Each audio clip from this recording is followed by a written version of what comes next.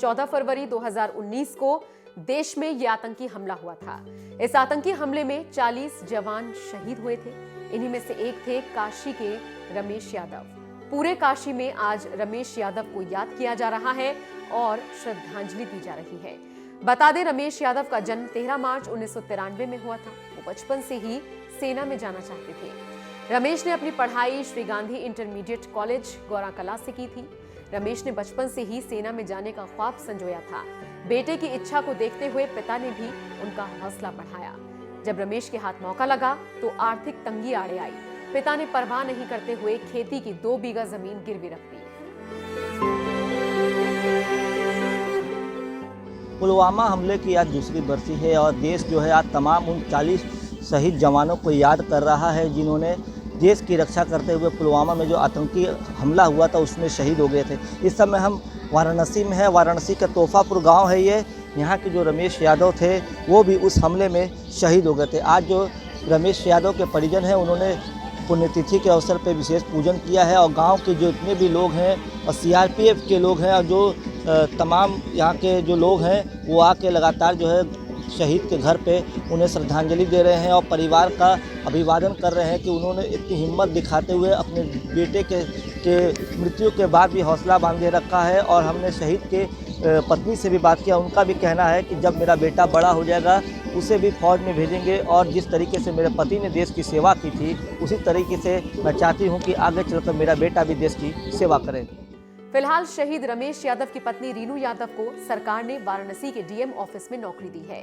शहीद रमेश यादव के पिता कहते हैं कि बस सरकार उनके बेटे का स्मारक बनवा दे और गांव के द्वार पर एक गेट की भी वो इच्छा रखते हैं। मैं 2 साल का दिन हो गया, मैं बहुत याद करते थे और आज तक जो है आज हमारे 2 साल में आज सब लोग जो है हमारे गाँव पूर्व सब लोग हमारे साथ में हैं और हमारे लड़का की याद करते हैं हमेशा लोग।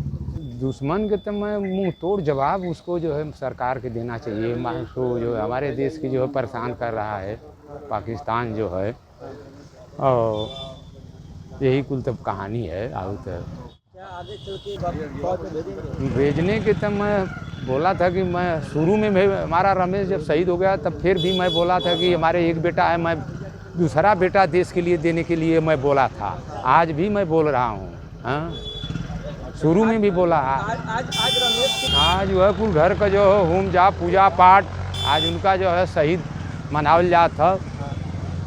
2 साल का दिन भर स्मारक गेट बदे उनकी मूर्ति बदे जो वादा किया लोग अब वहीं कुछ पूरा तो भयल नहीं।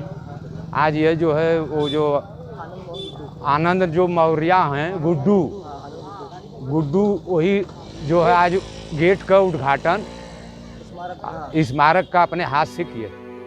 अंतिम संदेश में शहीद रमेश यादव ने छुट्टी के बाद ड्यूटी ज्वाइन करने से पहले अपने पिता और मां से वादा किया था कि चिंता मत करो, खेत भी छुड़ा लेंगे और घर भी अच्छे से बनवाएंगे। आज उस सपने को रमेश यादव के पिता पूरा कर रहे हैं।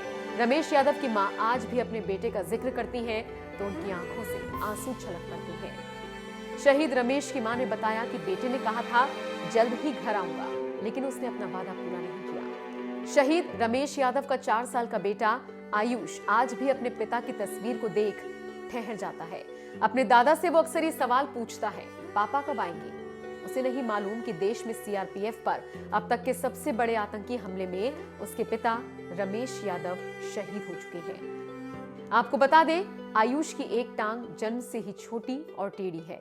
रमेश उसे अगली छुट्टी में दिखाकर इलाज शुरू करवाने वाले थे, लेकिन अब उसका इलाज कौन कराएगा, ये सवाल उनके पिता के जहन में आज भी है।